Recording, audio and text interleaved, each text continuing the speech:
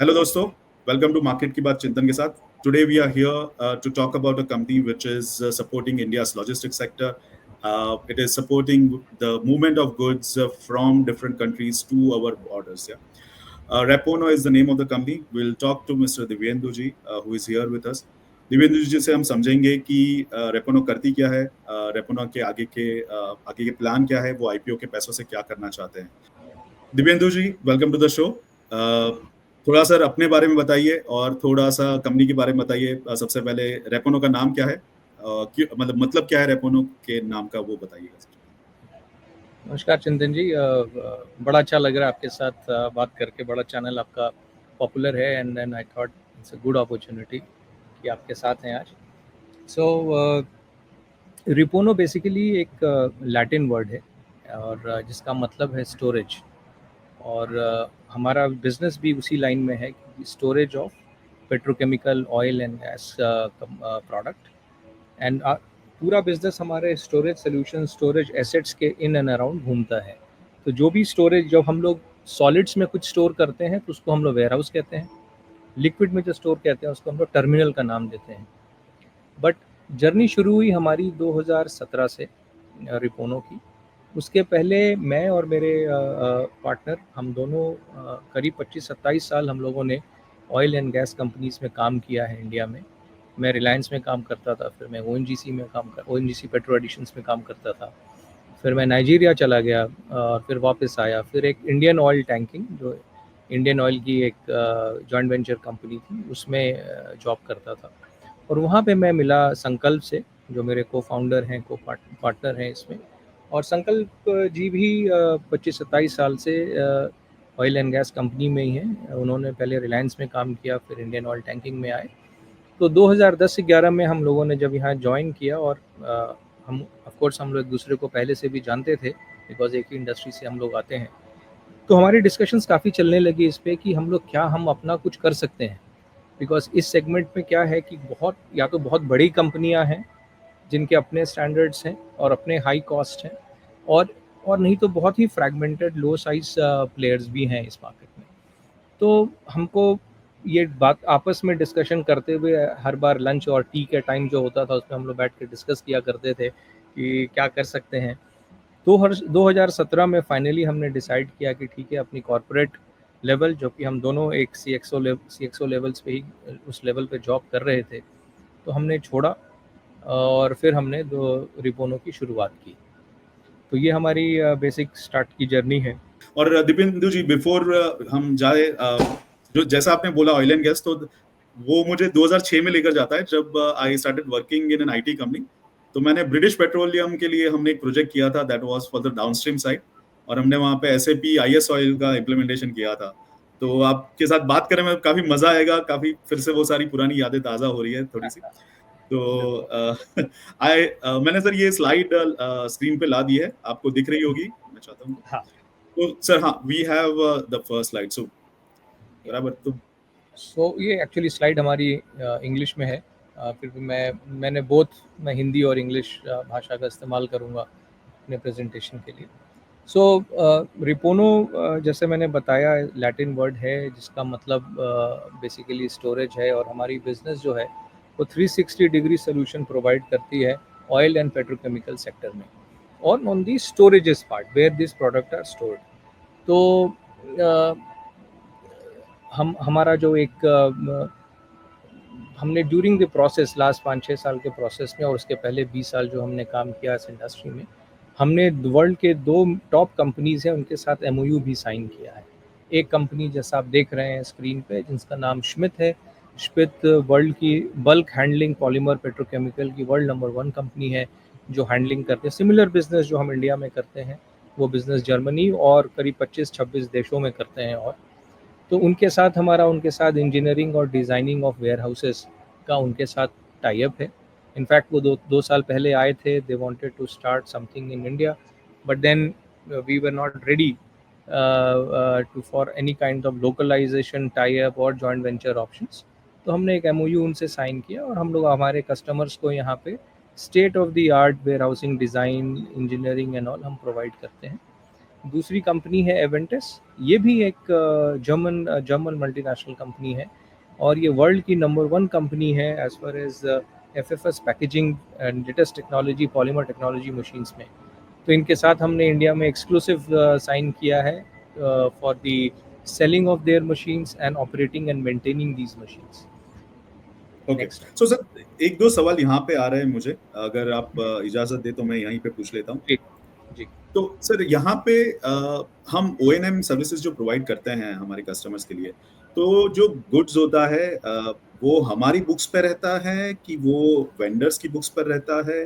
क्योंकि आपने also mention किया है अपने प्रेजेंटेशन की वी आर एसेट लाइट, तो वो उस पॉइंट पे अगर थोड़ा एक्सप्लेन करें आप। हाँ, सो ये जो भी प्रोडक्ट हम हैंडल कर रहे हैं ये उनके एसेट में कर रहे हैं और ये उनके बुक्स में ही रहता है। तो हमारा काम बेसिकली यहाँ पे ऑपरेशन और मेंटेनेंस सर्विस प्रोवाइड करना, high and skill set provide करना। कुछ जगह पे हमको सिस्टम्स देने पड़ते हैं, वेयर हाउस मैनेजमेंट सिस्टम देना हो या MHEs प्रोवाइड करना हो, ये हमारा काम है। पर जो asset and the product in the asset they belong to the clients. Okay, so दूसरा ये सवाल था, हमारे जो दो पार्टनर हैं Schmidt as well as Aventus, क्या इंडिया के लिए हम उनके सोल पार्टनर हैं या अलग अलग पोर्ट या अलग अलग लोकेशन के लिए उनके पास मल्टीपल पार्टनर्स भी हैं? इंडिया के लिए हम इनके लिए एक्सक्लूसिव पार्टनर हैं और ये हमारी रिलेशनशिप लास्ट 3-4 साल से बड़ी सक्सेसफुली चल रहा है। और चूँकि ये दुनिया की सबसे बड़ी कंपनियों में से एक है अपनी अपनी फील्ड में, तो हमें लगता है कि इंडिया और जब हम फ्यूचर में अगर हम बाहर अपने को एक्सपेंशन के लिए जाते हैं तो ये कंपनीज हमारे लिए काफ़ी मददगार होंगी, हेल्पफुल होंगी for the future business expansions. और सर एक और सवाल था, ये जो पार्टनरशिप है वो कितने साल के लिए वैलिड रहती है, कैसे उसका रिन्यूअल होता है?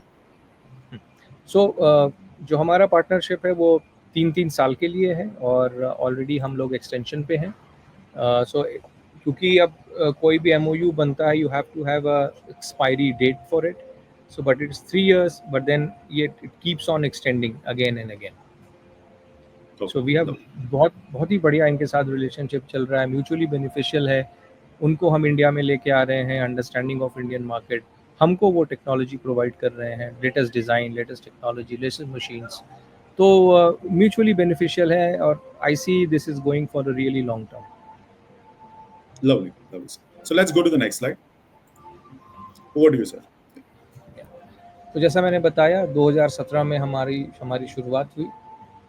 करीब 10 बिजनेस वर्टिकल्स हैं हमारे पास, 6 स्टेट में हमारा प्रेजेंस है, करीब 500-550 लोग हमारे यहाँ काम करते हैं और we are all ISO certified, all our assets as a company we are all ISO certified हैं हम लोग। एसेट लाइट मॉडल हम कंटिन्यू करते हैं। लास्ट ईयर हमने 51 करोड़ का हमने टर्नओवर किया and then we had a PAT of 5 crores, 5.1 crores. Okay, lovely numbers. So एक सवाल यहाँ पर, वेयरहाउस जो है हमारे खुद के वेयरहाउस है या हमने लीज किए हुए हैं? So हमारे दो ब्रॉडली 2 वर्टिकल्स में हम अपने आप को डिवाइड करते हैं। एक है ऑन साइट ऑपरेशंस, जहाँ पे क्लाइंट के एसेट्स हैं और क्लाइंट पे ही हम काम करते हैं, वो हमारा अभी 90% बिजनेस ऑन साइट है। 10% जो हम ऑफ साइट कहते हैं, जो हम क्लाइंट के साइट पे नहीं, हमने अपने वेयर हाउसेस लगा रखे हैं। जब मैं अपना कह रहा हूँ दैट डज नॉट मीन कि मैं एसेट वो वेयर हाउस ओन करता हूँ, मैंने भी लॉन्ग टर्म लीज पे लिया हुआ है और आगे मैं सर्विस प्रोवाइड करता हूँ।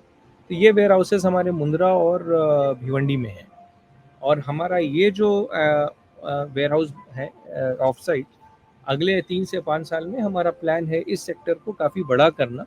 हमने आज हमारे पास 2 लाख स्क्वायर फुट है, अगले 3 साल में हमारा प्लान है कि इसको हम 20 लाख स्क्वायर फुट तक ले जाएं। तो city, state, roads, customer, product, ये सब हमने आइडेंटिफाई कर लिया है। Now the next phase as we speak, already हम लोग 3-4 जगह बातें डिस्कशन चल रही है। You will see in next 3 years of site जो हमारे प्रेजेंस जो है अलग अलग पार्ट्स में मेजर कंजम्पशन सेंटर्स में इंक्रीज करेगा। और सर एक थोड़ा सा इंडस्ट्री के रिलेटेड सवाल यहाँ पर, ये जो हमारे वेयरहाउसेस है, आर दे बॉन्डेड वेयरहाउसेस? जो हमारे वेयरहाउसेस है, are they into FTWZ kind of section?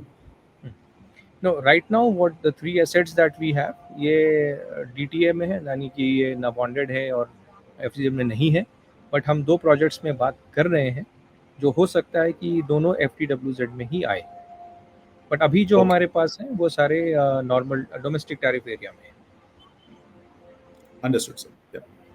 Sir हमारी जो टीम साइज हमने मेंशन की है 539 लोगों की, उसमें से सर हमारी बुक्स पे कितने लोग होंगे, कितने कॉन्ट्रैक्ट पर रहेंगे? सो 5 जो हमने नंबर दिया है इसमें ये हमारे अपने डायरेक्ट रोल पे हैं, और करीब और 400-500 लोग जो हैं वो हमने थर्ड पार्टी के थ्रू मैन पावर पे हायर करके लिया हुआ है। So these are all people जो हमारे रोल पे हैं, हम बाकी इतने ही और होंगे या थोड़े कम जो हमने थर्ड पार्टी पे लिया हुआ है। ठीक है, thank you sir, we can go ahead. So ये जर्नी है हमारी 17 के पहले की जर्नी आपको बताई हमने, अपनी इंडिविजुअल जर्नी 17 से हमने शुरू हुए। 2018 में हमको पहला काम मिला, फिर 19-20 में काम आता गया देर, और 2022 में हमने फिर श्मित के साथ साइन किया। आई थिंक इसमें मेंशन नहीं है, 2021 में हमने एवेंटस के साथ एमओयू साइन किया for regarding consulting services and all that. Then हमको 2023 में हमको एक अपने टिपिकल ऑयल चेन से अलग होके कार्बन ब्लैक, जो भी उसी चेन का ही हिस्सा है लेकिन अलग थोड़ा पड़ता है, कार्बन ब्लैक का बिजनेस हमको मिला, जो बड़ा सेटिस्फाइंग है हमारे लिए। We are successfully running and एक हमारे लिए एक नया मार्केट खुलता है ये लेना। लास्ट ईयर हमको 2024 में हमने एक लूब ऑयल प्लांट शुरू किया ONGC का, सॉरी IOCL का चेन्नई में, जो कि वर्ल्ड में नंबर 2 और एशिया का लार्जेस्ट लूब ऑयल प्लांट है।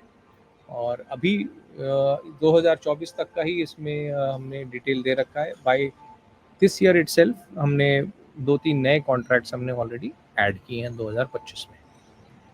ओके, और सर जो हम प्लांट ले रहे हैं उसका प्लांट का एंड टू एंड ऑपरेशन हमारे पास है, right from the material arrives, पूरा blending process, assembling process, packaging process and dispatch पूरा का पूरा हमारे पास है। So we work only on a single point responsibility basis. अगर जहाँ कहीं पे अगर बाइफर्केटेड है तो नॉर्मली हम लोग अवॉइड करते हैं ये काम लेना, क्योंकि कंट्रोल नहीं होता। So this product, yes, receipt of the product, packaging of the product, storage of the product, blending, again storage of the finished product, loading onto the trucks. So complete operations including the maintenance of the assets, machine, equipment, packaging line, ये सारी चीज़ें जो हैं वो हम as a single point responsibility basis पे हम करते हैं। अंडरस्टूड, आगे बढ़ते हैं। सो ये हमारा बोर्ड है, और बोर्ड में मैंने अपने आप के बारे में बताया। संकल्प भट्टाचार्य मेरे पार्टनर हैं। मैं और संकल्प दोनों प्री IPO हम लोग लगभग 99% होल्ड करते हैं इसमें। संकल्प मैं कहूँगा कि अगर मैंने बहुत इंजीनियर्स के साथ काम किया है तो he is one of the best engineers that I have come across. तो हमारी जितनी डिज़ाइन, हमारी इंजीनियरिंग और वो सब that he takes care. Gopal Krishnan ji हैं, जो कि बहुत ही लॉजिस्टिक्स लाइन में और ऑटोमेशन लाइन में पिछले 25-30 साल से हैं, ऐसे लगे हुए हैं, और काफ़ी इनका बड़ा काम है एंड इनके इनपुट्स हमको हमेशा मिलते रहते हैं। लाजपत राय साहब ये गेल में ED थे, ED फाइनेंस थे, तो और काफ़ी पैनी नज़र रखते हैं फाइनेंस और उस पर, इंडिपेंडेंट डायरेक्टर हैं, तो इनको हमने बोर्ड पे आमंत्रित किया कि वो आएँ। दीप्ति है, is a lady independent director, she is also a CA and she really keeps tab on our finances and all that, which is really a help that people of such high class are there on our board. Absolutely sir. ये हमारी team. So मैं day to day operations and all as managing director मैं काम करता हूँ। Then Manoj Pandey आप देखेंगे, CFO, ये खुद 20 साल के एक्सपीरियंस है इनका। ये हमारे साथ पहले IOTL में ही इंडियन ऑयल टैंकिंग में ही काम किया करते थे, वहाँ से ये भी आए। प्रमोद हमारा हेड ऑपरेशंस हैं, ये 18-20 साल का इनका एक्सपीरियंस है इंडिया और सऊदी अरेबिया में से। अमित हमारे सीईओ हैं, जो कि बहुत ज़्यादा एक्सपीरियंस लेके आते हैं, ये भी करीब 25 साल के एक्सपीरियंस लेके आते हैं। इन्होंने डाउ में, रिलायंस में, ओएनजीसी में, जीएसएफसी में, इन सब जगहों पे काम किया और अभी हमारे पूरे ऑपरेशंस के ये इंचार्ज हैं। और राजेश कुमार मिश्रा जी जो हैं, ये करीब 30-32 साल का इनका एक्सपीरियंस है सेफ्टी में। ये कभी रिलायंस में सेफ्टी हेड थे साइट्स के, बाद में पीडीलाइट में थे, और काफ़ी रिच एक्सपीरियंस है उनका सेफ्टी में। और हमारे काम में सेफ्टी की बहुत बहुत इम्पोर्टेंस है, तो हमने इस चीज़ में कभी भी अपने आप को रोका नहीं। No we should have the best people for the job, ताकि systems, processes and everything are absolutely aligned. So यही हमारी टीम है, टॉप मैनेजमेंट टीम है। Perfect sir. थोड़ा सर आपके डिफरेंट जो वर्टिकल्स हैं उसके बारे में और सर्विसेज है उसके बारे में थोड़ी बात कर लेते हैं। हाँ।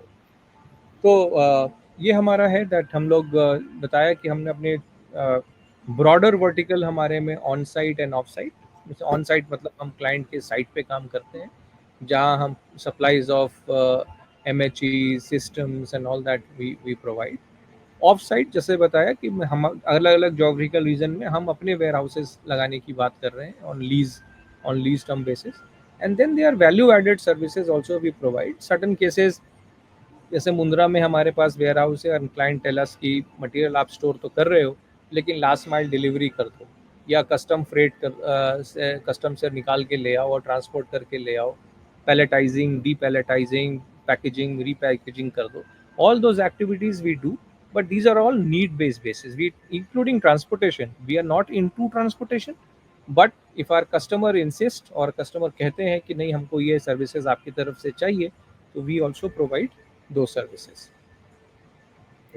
सर उसमें एक दो सवाल ये आते हैं। सो जैसे एमएचई जिसका मतलब मटेरियल हैंडलिंग इक्विपमेंट्स होता है, तो सर हम we are saying we are asset light company, तो सर एमएचई किसके रोल्स पे रहेंगे? अपनी हमारी कंपनी के उस पे रहते हैं क्या? हमने इसके लिए लोन लेकर रखे हुए हैं? नहीं, बड़ा अच्छा सवाल है आपका, और यही प्रिसाइजली एक बहुत बड़ा रीज़न है हमारे आईपीओ में आने का।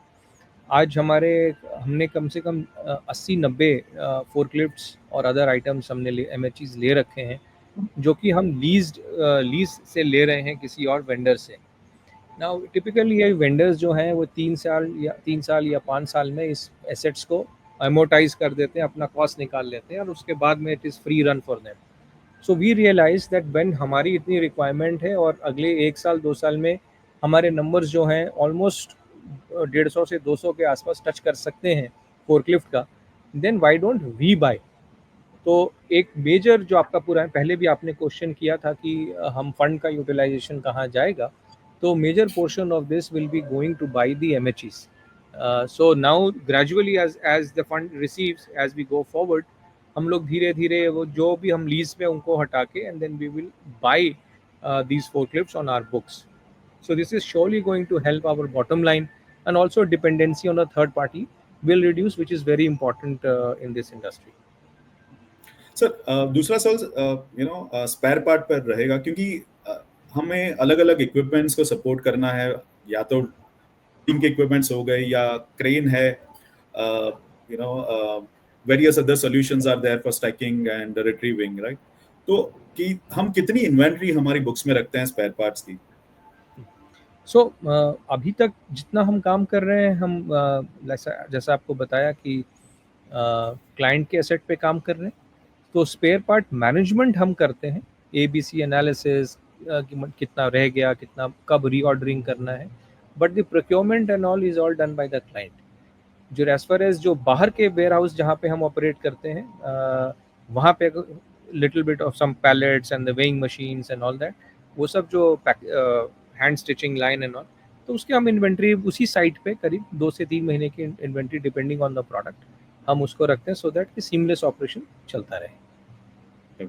सर जो ऑफ साइट सर्विसेज है, नाउ मुझे ये सवाल आता है कि हमारा जो हमें लीज दे रहा है उसके साथ कितने टाइम का ड्यूरेशन का कॉन्ट्रैक्ट रहेगा, और हमारे कस्टमर के साथ कितना रहता है? क्या ऐसा होता है कि हमारे पास लीज का बर्डन है बट कस्टमर नहीं है? सो प्रिंसिपली हम जो लॉन्ग टर्म लीज में जाते हैं अपने वेयर हाउस ओनर के साथ, तो anything which is less than 5 years we do not entertain, 5 to 9 years and all that we try to take. और उससे कम के लीज पीरियड की हम लोग बात करते हैं क्लाइंट से 3 साल, and then gradually it is extendable. Having said that, हमारे पास ये क्लॉज ज़रूर होता, हम करवाते हैं कि there is a lock in period from the other side, but हमारी तरफ से लॉक इन पीरियड थोड़ा कम रहता है, so we are at comfort in terms of in case after 3 years client says कि नहीं, उनकी ऑपरेशन अब यहाँ पे नहीं चाहिए, तो we can easily break that contract with the client and also with the warehouse owner. Now second question आपका इसमें था कि क्या सिचुएशन ऐसी होती है कि हमारे पास एसेट है और वेयरहाउस है और कस्टमर नहीं है. तो ऐसा नहीं होता है until unless we sign an agreement. At least 70% और 80% ऑफ द वॉल्यूम्स के लिए अगर एग्रीमेंट नहीं है तो हम वेयरहाउस नहीं लगाते हैं. तो हमने ऑलरेडी इसीलिए काफ़ी टाइम स्पेंड किया है, डेटा बनाया है कि किस जगह पे, किस लोकेशन पे कौन सा कस्टमर को ऐसा प्रोडक्ट की रिक्वायरमेंट है. तो first we talk to the client, and if we have a visibility कि 70-80% वॉल्यूम हमको दिख रहा है तो हम शुरू करते हैं. हाउएवर 3 से 4 महीना लग जाता है इस वॉल्यूम को अचीव करने में. सपोज आज मैंने लिया, तब मैं फिट आउट करूँगा और उसमें थोड़ी चीज़ें लगाऊंगा, और बाय द टाइम 80% वॉल्यूम आता है तो 3-4 महीने का फ़र्क पड़ता है. लेकिन ओवरऑल इन द ईयर और next then we operate at almost at 80-90%. Like Mundra warehouse हमारा 100% पे ही चल रहा है. ओके, समझ गया सर. नेक्स्ट वाला जो क्वेश्चन है वो मेरे दिल के काफी करीब है, क्योंकि मैं I am a technocrat that way. मैं एसएपी का पहले कंसल्टेंट था. तो जो आप यहाँ पे टेक्निकल इंटीग्रेशन बता रहे हैं WMS का, ऑल्सो हम जो वेरियस कस्टम क्लियरेंस का सब काम करते हैं, तो इसमें सर बहुत ज्यादा डॉक्यूमेंटेशन की जरूरत पड़ती है, ऑटोमेशन की जरूरत पड़ती है कि काम अपना सीमलेस हो. तो थोड़ा बता सकते हैं कि what is our technology backbone? See as of now we are working, जो हमारे पास है वो एक vanilla warehouse management system है जिस पे ऑपरेट कर रहे हैं. हमारे पास लाइक आई सेड कि हम कोई रेगुलर ट्रांसपोर्ट नहीं करते हैं और ना ही हमारा रेगुलर कोई क्लियरेंस का है. सो बट हर पोर्ट पे जहाँ जहाँ हमारे वेयर हाउस हैं, लोकेशंस पे हमने टाई अप कर रखे हैं 2-3 सर्विस प्रोवाइडर के साथ. तो उनके साथ वो डिस्कशन में हम रहते हैं और उनके थ्रू ही हम ये सारी चीज़ें ऑपरेट करते हैं. It's a back to back arrangement with completely management by us. लेकिन हमारे पास कोई सीमलेस वैसा कोई सिस्टम इंटीग्रेशन अभी नहीं है for either for the transportation management और for the import clearances and all that. लेकिन part of the money will also go to for the upgradation of our WMS system. अभी क्या हुआ है कि पीछे से ना, you will appreciate IoT और आर्टिफिशियल इंटेलिजेंस का इतना एडवेंट हुआ है लास्ट 2-3 साल में, और gradually things are changing so rapidly. तो हमको अपना भी WMS सिस्टम जो हमारे पास है उसको अपग्रेडेशन की ज़रूरत है. तो थोड़ा real time tracking of the product that client can see, they can order the dispatches और receipt of the product there. And then also for us right now हमारे 15-16 जगह ऑपरेशन चल रहे हैं, तो seamless consolidation of all the data and all coming at single location. So part of the money that we will be raising will be also utilized to upgradation of our WMS system, which will also include the transportation module. Okay. So on the product size अगर आप देखें तो हमने बताया कि एक solid handling करते हैं जिसमें हम लोग carbon back, petrochemicals, polymers, polypropylene, polyethylene, PVC. In the past हमने ODC कार्गोस तक मूव किए हुए हैं, जो कि मैं बार बार कह रहा हूँ कि हमारा ट्रांसपोर्टेशन काम नहीं है, लेकिन वन ऑफ आवर कस्टमर जिनके साथ हम उनको सर्विसेज प्रोवाइड कर रहे थे डिज़ाइन और इंजीनियरिंग का, तो उन्होंने हमको बड़ा क्लियरली कहा कि we really understand that you do well, why don't you handle our complete cargo. और हमने ये कार्गो पूरा मूवमेंट किया, ट्रांसपोर्टेशन किया हमने from Calcutta to Assam. And that too during COVID period. So what I'm trying to tell you is कि we have the resources, capability, experience and expertise for all this, but as of now हमारे लिए ये dedicated vertical नहीं है. हम अपने ware house terminal में काम कर रहे हैं. अगर क्लाइंट ने कहा नहीं यार, अगर आपको ये प्रोडक्ट उठा के वहाँ ले जाना है, कार्गो मूवमेंट करना है, and it is only coming of because the good services that we are providing to our customers. So business keeps on extending. one to the other sector. I mean, within the supply chain realm. तो जैसे sir आपको, हाँ sorry, बोलिए चिंतन जी। Sorry तो एक question ये था सर कि जो सॉलिड हैंडलिंग में है हमेशा हम you know is it a full tanker load that we move करते हैं हम या फिर हम you know pallet by pallet movement भी होती है थोड़ा सा कॉम्प्लेक्सिटी कितना रहेगा अगर वो बता सकते हैं हाँ, कॉम्प्लेक्सिटी है इसमें, बल्क बल्क मूवमेंट भी है इसमें, इस सेक्टर में पैलेट में भी है। जैसे हम लोग वेयर हाउस में स्टोरेज करते हैं, समटाइम्स ऑन पैलेट स्टोरेज है, sometime we have to do on floor. Specially issues हैं यहाँ पे कि लोडिंग का जब आता है, तो हमारे यहाँ इंडिया में स्टैंडर्डाइजेशन ऑफ ट्रक है नहीं अभी। तो आधे आधे ट्रक में पैलेटाइज लोडिंग होती है, आधे ट्रक में बैग बाय बैग होती है। तो these are the challenges of this industry which requires certain automation and all, which we are also working with some of the vendors how to automate, and if not fully automate, can be mechanized in between to help the loading processes and all. So typically in India, petrochemicals ho ya carbon black ho, bag by bag or bag on the pallets, this is how they move. Okay और sir अगर मैं solid liquid दोनों की बात करता हूं तो क्या हम रेलवे के साइड भी थोड़ा कुछ हैंडल करते हैं हमारे कस्टमर के लिए transporting the goods via railway of material नहीं फ्रॉम अभी, वेयरहाउसेस टू द रेलवे नहीं अभी अभी हम नहीं करते हैं, लेकिन कुछ रिक्वायरमेंट ज़रूर आ रही हैं अभी हमारे पास। फ्यूचर में डेफिनेटली होगा कि रेल फेड वेयर हाउसेज या रेल फेड टर्मिनल्स पे हमारे वर्किंग कर रहे हैं हम लोग। जैसे आपको बताया चिंतन जी, हम लोग ने कुछ डेलिबरेट रीज़न से अपने आप को ट्रांसपोर्टेशन से दूर रखा है अभी, कि वो सेक्टर हम के लिए अभी हमारे लिए हम रेडी नहीं है, क्योंकि अपने आप में एक अलग सेक्टर है, अलग अंडरस्टैंडिंग है। हम रियली फोकस होना चाहते हैं जो जो स्टोरेज एसेट्स हैं, या तो वेयर हाउस हैं या टर्मिनल है, हम उसमें ही रहें। लेकिन जैसे मैं आपसे अभी बात कर रहा हूँ, एक डिस्कशंस हमारी ज़रूर चल रही हैं कुछ कंपनियों के साथ for rail fed terminals, oil terminals, rail fed warehouses. तो going forward in the future, we will be setting up some warehouses close by, and during that time we will be handling the railway transportation to railway or back from railway to the warehouse. तो ये on the cards हैं।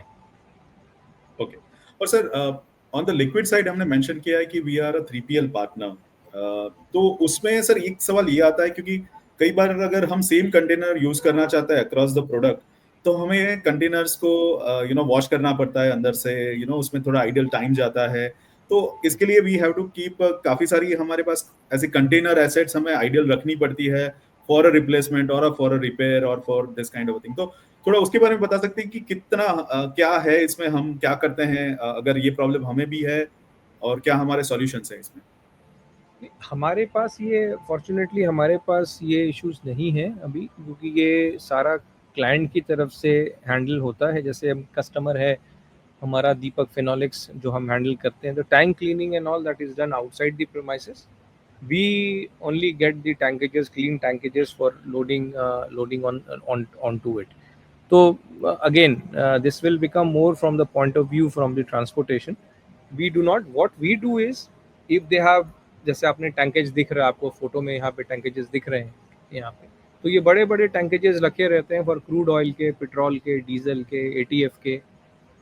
तो इसको हम लोग manage करते हैं। इसमें इसके अंदर प्रोडक्ट आना, प्रोडक्ट की क्वालिटी, एंड देन फिर उसको निकाल के या तो ट्रक में लोड करना या पाइपलाइन में ले जाना, यहाँ तक हमारा काम है। और फाइनली इसको ट्रक के अंदर लोड करना। जैसे हम लोग फॉर MRPL बैंगलोर में हम लोग उनके रिफाइनरी में काम करते हैं। उनका प्रोडक्ट पेट्रोल, डीजल, एटीएफ आके हम जो उनके टर्मिनल में आता है, वो पूरा मैनेजमेंट हमारे पास है।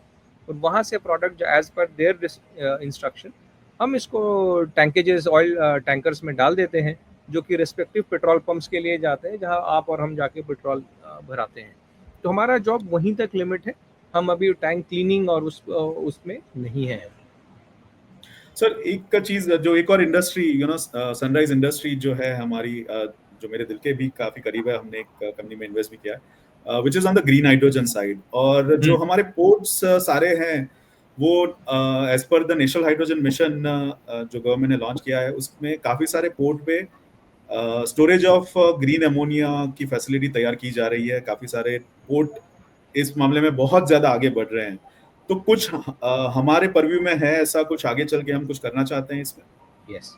सो एक रिसेंटली काकीनाडा में काफ़ी बड़ा अनाउंस हुआ है ग्रीन हाइड्रोजन का, कांडला में भी है। तो हम वो जो जिन पार्टी जो ये लगाना चाह रहे हैं उनके साथ हम टच में हैं, and as and when this terminals will be out, एटलीस्ट 2 में से 1 हमारे पास completely management of these green ammonia will definitely be there. So no, जो जिन पार्टीज़ का है वो हमारे साथ हमारे साइट पे आके गए, हमारे ऑपरेशंस को देखा, और अभी तो अभी it is still under construction phase में है ये सारे।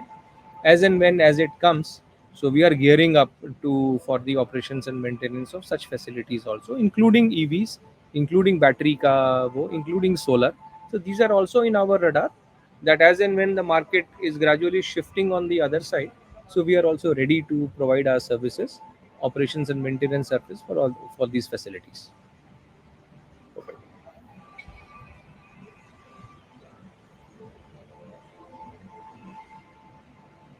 तो सर हमारे जो अलग अलग सर्विसेज है या हाँ, वर्टिकल्स हैं। तो एक तो ऑपरेशंस एंड मेंटेनेंस सर्विसेज जो आपको बताया, जो बेसिकली ऑन साइट एसेट्स में हम करते हैं। टिपिकली इसमें हम लोग हैंडल करते हैं polymer, petrochemical, carbon black. Oil terminals में हम crude oil, petrol, diesel, hazardous chemical, lube oil, so entire value chain में हम प्रेजेंट हैं, क्रूड ऑयल से लेके नीचे तक। केमिकल, कमोडिटी केमिकल और हैजार्डस केमिकल, उनके कंप्लीट टैंकेजेस हैंडलिंग में हम प्रेजेंट हैं, इंक्लूडिंग सॉलिड्स में polymers, petrochemical, solids and all that we are. Carbon black recently we added. We are also handling GSFC site पे हम लोग हैंडल कर रहे हैं melamine, which is completely white powder, and carbon black is completely black powder. तो upstream में भी हैं, डाउनस्ट्रीम में भी हैं, ब्लैक पाउडर में भी हैं, वाइट पाउडर में भी हैं। Quite experience of all these possible products within this value chain we have it. और सर एक सवाल यहाँ पर, जो ऑयल टर्मिनल के अंदर हमने लिखा हुआ है कि हम specialises in commissioning and startup of the oil terminal, तो सर इसमें हम सिर्फ पीएमसी का काम करते हैं, प्रोजेक्ट मैनेजमेंट एंड कंसल्टेंसी का, या हम पूरा ऑयल टर्मिनल डेवलपमेंट का भी कॉन्ट्रैक्ट लेते हैं? सो हमारे पास रिसोर्सेज ज़रूर हैं to do the complete PMC, but PMC हमने अभी तक ऑयल टर्मिनल का नहीं किया है। सो जैसे ईपीसी कंपनी जैसे अपना वो मैकेनिकल कंप्लीशन कर देती है, तो जैसे some of the projects that we have done for MRPL now, for IOCL and all, so once that mechanical completion is done, then we take over from there to doing the startup, doing the commissioning, doing the PGTR, and then successfully running the operations. So अभी हमारे पास इस तरह के, चाहे वो solids में हो या लिक्विड्स, सॉलिड्स वेयरहाउस या लिक्विड टर्मिनल में, 5-6 जगह पे हमने कमिश्निंग के, स्टार्टअप कमिश्निंग के एक्सपीरियंसेस हमने कर लिए हैं, एक्सपर्टीज़ है हमारी इसमें, because that is the hardest part when it is mechanically completed and then you put it on run, and we have really good experience in that. PMC capability है, PMC हमने oil terminal की नहीं की है, एक project में हमने ज़रूर किया है, एक प्रोजेक्ट में जो कि वाटर इंजेक्शन प्लांट था ऑयल इंडिया असम का, वो हमने किया है इन द पास्ट। तो कैपेबिलिटी है हमारे पास, but then stand alone basis पे for oil terminal all that we have not done. Understood. Then specialty chemicals, I said, so we are handling entire phenol chemistry. We are handling benzene, propane gas, phenol, acetone. These are all highly hazardous, carcinogenic, and specialties. So all those big tankages or IBCs and all that we handle. Then we discussed about the lube oil. That is, we are handling for IOCL. Completely commissioning and running of the operation, and this has opened a really new market for us, because पहले हम नहीं करते थे, 1 साल पहले शुरू किया हमने, और ये एशिया की लार्जेस्ट लूब ऑयल प्लांट है चेन्नई में, जिसको हमने अभी करीब 7-8 महीने पहले हमने इसको शुरू किया, and this has giving us lot of experience, exposure, और so much so exposure that a lot of other people are now contacting us, that because the concept of doing O&M on a standalone independently basis. So this has opened up really good market for us to look into it. Okay. Also another vertical we have is the safety audit. तो हमने हमारे पास बड़ा ही robust safety system हमने अपने operations के लिए बना रखा है, क्योंकि इवॉल्व हुआ है ओवर हमारे 25-30 साल के एक्सपीरियंस के तरफ से। हमने भी जिन कंपनियों के साथ काम किया है उनके स्टैंडर्ड्स लेके हमने अपने सेफ्टी प्रोसीजर्स और वो सब हमने बनाए हैं, जो कि हम खुद तो अपनी साइट्स पे इम्प्लीमेंट करते ही हैं, बट कुछ प्रोजेक्ट्स हमने लिए हैं बाहर से, क्लाइंट की तरफ से हमारे पास आए to do the operation and the safety audits of their systems. So on an independent basis, we send our team. They go, they do the assessment, then they give their report and recommendation how to improve the safety and all. So that's one vertical. Chota hai, lekin this is gives you a very high quality. I mean, people give you a perception also, which is a fact that is safety is really core to our operations. Sir lube oil के बारे में बताइए कि वहां पे आप जो IOCL के लिए कर रहे हैं। सो IOCL का ये नया प्लांट है, लेटेस्ट प्लांट है उनका चेन्नई में। दे से it is world second largest and Asia's largest lube oil plant. उसकी कैपेसिटी करीब करीब 6 लाख टन की है, बाय फार द लार्जेस्ट। सो हम उनको डे 1 से लगे हुए हैं, मतलब from the time of commissioning and now it is getting on the process of operations and all. So receipt of the base oils वो भी हमारे पास है, receiving it from the refinery, then handling operations of the solid and the liquids, blending operations, जो entire production, mixing and all that, and then finally order fulfillment, that is the warehouse, last mile dispatches, not the transportation but loading into the trucks. So complete end-to-end operations and maintenance is being handled by us. Like I said, this has really given us a lot of impetus, a lot of growth avenues to tackle the really large, huge lube oil and grease market. So now we are fully equipped to take on the other work that comes from the lube oil segment. Sir customers की बात करते हैं, तो कौन से हमारे बड़े customers हैं, और एक और सवाल ये है कि अगर हम टॉप 10 कस्टमर की बात करते हैं तो हमारे टॉप 10 कस्टमर से हमें close to more than 95% revenue आता है, तो हम ये रिस्क कैसे आगे चल के हम रिड्यूस करना चाहते हैं। सो जैसा आप देख रहे हैं इस स्लाइड में, almost all the major players, ONGC, IOCL, oil India, most of these big customer, HMEL is basically HPCL, Mittal, MRPL, and there are a couple of international players also that we are handling here. So ये दर्शाता ज़रूर है कि हमारा जो customer base है, कि हम ऑलमोस्ट जितने भी बड़े कस्टमर्स हैं उनको सर्व कर रहे हैं और रिपीटेड सर्व कर रहे हैं। तो हमारी सर्विसेज, हमारी सेफ्टी स्टैंडर्ड्स को कस्टमर एक्नॉलेज करते हैं और हमको बार बार जब टेंडर हो या नेगोशिएशंस हो हमको बुलाया जाता है to do. Now for us the differentiating factor also, one of the differentiating factor with us is कि हम सॉलिड्स में भी हैं और लिक्विड्स में भी हैं। तो अगर आप देखेंगे कुछ हमारे कॉम्पिटिटर्स हैं तो वो सिर्फ लिक्विड हैंडल करते हैं, उनका सॉलिड में दखल नहीं है, और कुछ जो है वो सॉलिड्स में है, उनका लिक्विड में बिल्कुल भी नहीं है। हमारे पास ये एडवांटेज ज़रूर आता है कि जब हम इन बड़ी कंपनीज़ के साथ बैठते हैं, जैसे MRPL के साथ हों या ONGC के साथ हों, IOCL के साथ हों, तो हमारे पास ये सर्विसेज के बुके बढ़ जाता है। हमारे पास अपॉर्चुनिटी है उनके क्रूड ऑयल को सर्व करना, उनके पेट्रोल डीजल को उसको सर्व करना, देन उनके पेट्रोकेमिकल को सर्व करना, फिर उनके ऑफ साइट वेयर हाउसेज अगर आते हैं तो उसको भी सर्व करना। तो ये एक डिस्टिंक्ट एडवांटेज है हमारे लिए। कमिंग टू योर क्वेश्चन कि टॉप 10 कस्टमर पे हमारा से 90% प्लस का हमारा आज के डेट में हमारा बिजनेस वॉल्यूम है, but then these are large customers, they are not going to go down any time. We are talking of IOCL, we are talking of ONGC with a legacy, plus within this they have multiple assets, matlab at different locations. So if my memory serves me right, at more than 10-12 locations IOCL has their refineries.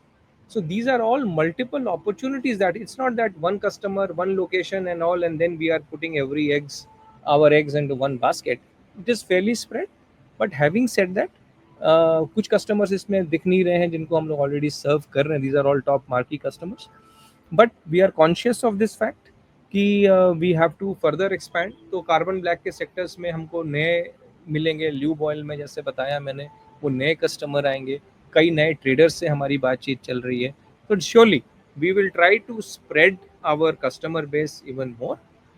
But then, while number might suggest कि top 10 gives you 90% and all, but within that they are huge, and we are really proud of that, because all of them are growing, all of them are expanding. I mean, you name all these people who are listed here, either they are planning to expand or already expand, or next 1 2 3 years you see a lot of new projects are coming in, and where we are serving well, they are happy by and large with our services. So we are really in contention कि जैसे जैसे वो expand करते हैं, जैसे जैसे वो grow करते हैं, हमारी ग्रोथ भी उनसे मिलेगी. कॉन्शियस है हम इस फैक्ट के कि हमको स्प्रेड करना है. इंडिया में ही नहीं, हम लोग ऑलरेडी कुछ कंसल्टिंग बिजनेस हम लोग इंडिया के बाहर भी कर रहे हैं. और अगले 1 साल के अंदर मुझे बड़ी उम्मीद है कि या तो दुबई में या सऊदी में हम लोग को एक बिजनेस मिल जाएगा. ऑलरेडी हम लोग at different level of stages of discussions में हैं, और वो बिजनेस हमको मिलेगा.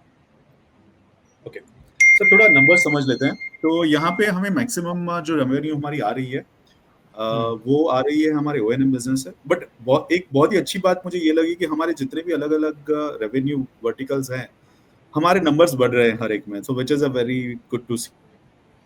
तो ये बता सकते हैं कि जो कंसल्टेंसी सर्विसेज है, वो एक्सपोर्ट जो हमने मेंशन किया, वो एग्जैक्टली क्या है?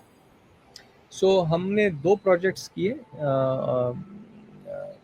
rather 3 प्रोजेक्ट किए. एक था warehouse engineering, warehouse designing. So there are customer outside India, तो जिनको हमसे conceptual design, engineering, detail engineering of the warehouses उनके चाहिए थे, तो वो हमने डिलीवर किया.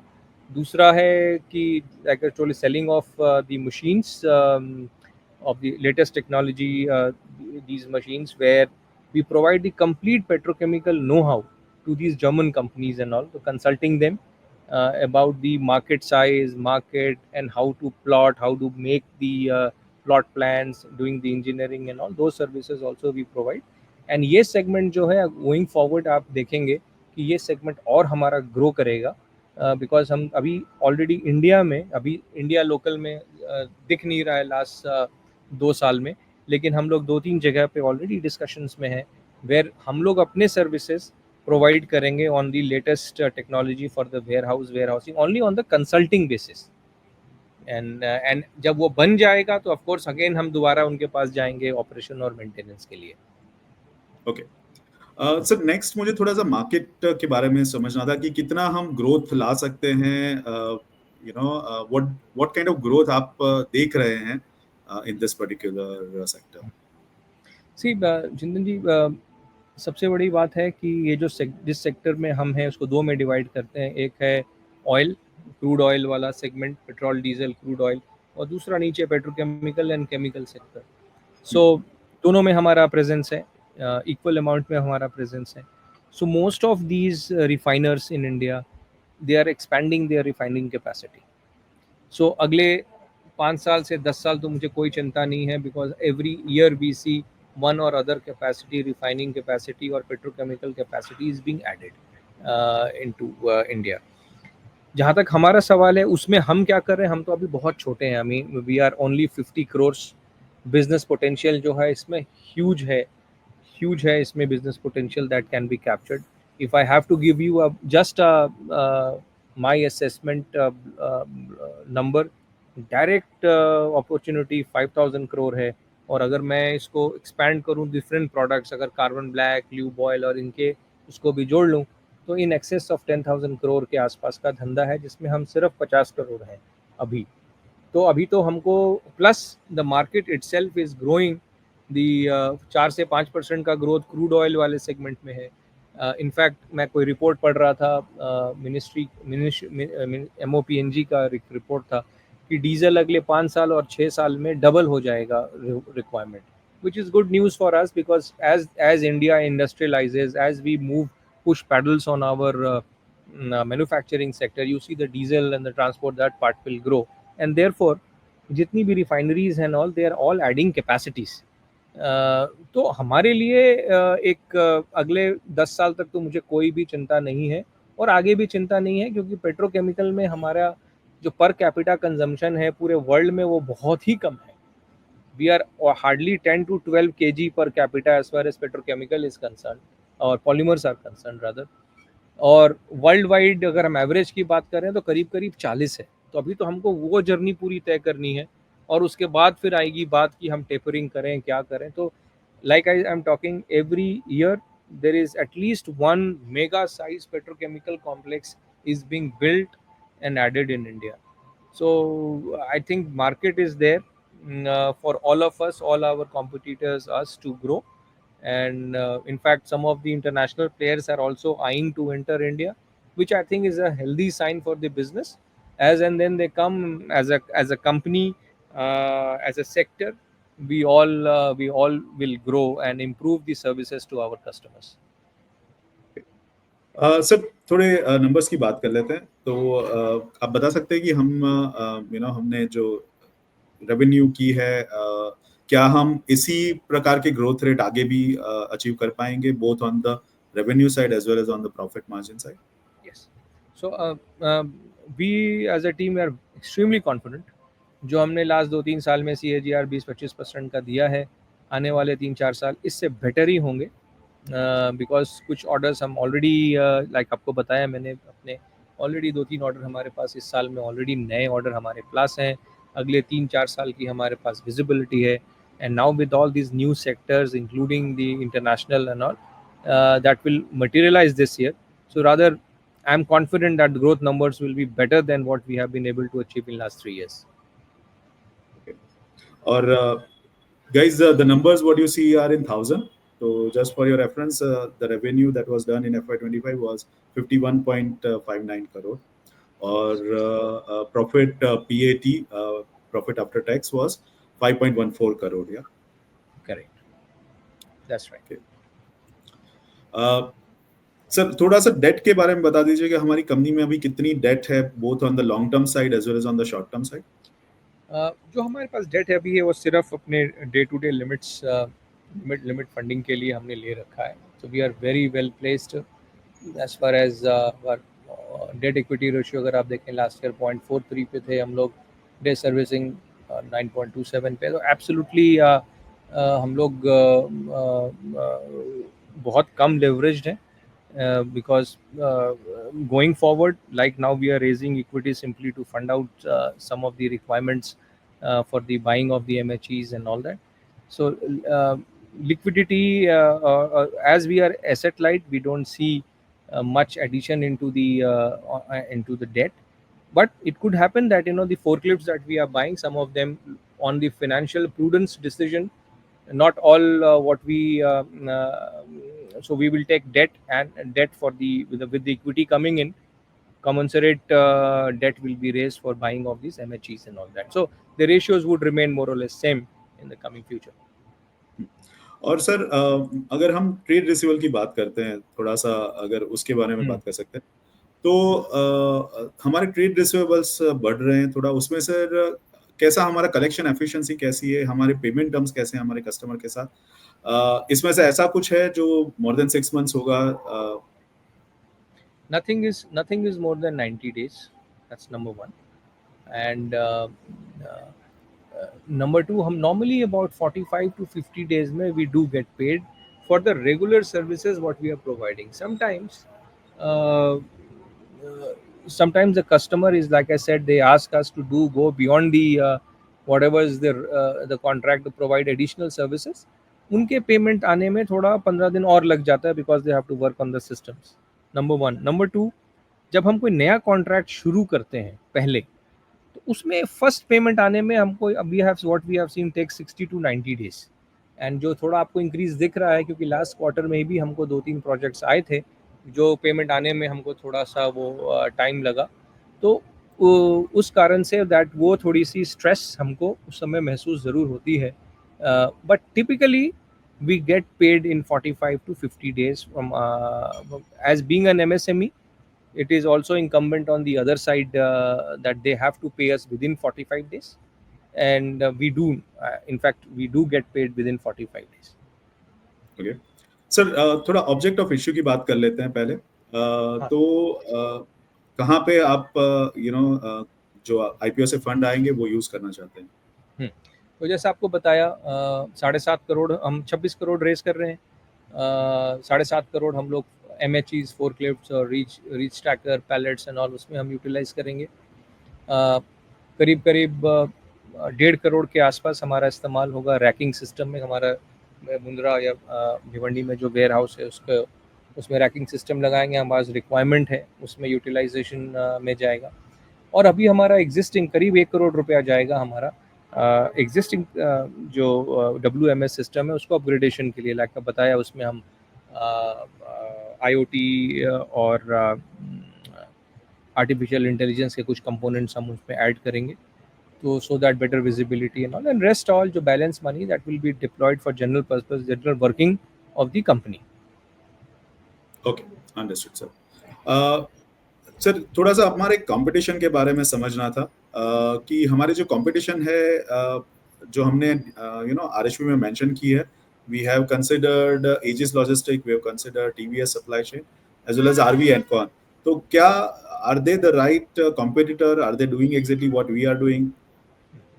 सो अब जैसे हम बात करते हैं एजिस की, तो कंपनी बहुत बड़ी है, कंपनी बहुत अच्छी है, but part of the what they do we are also doing, but they are asset heavy company, that's what my understanding is.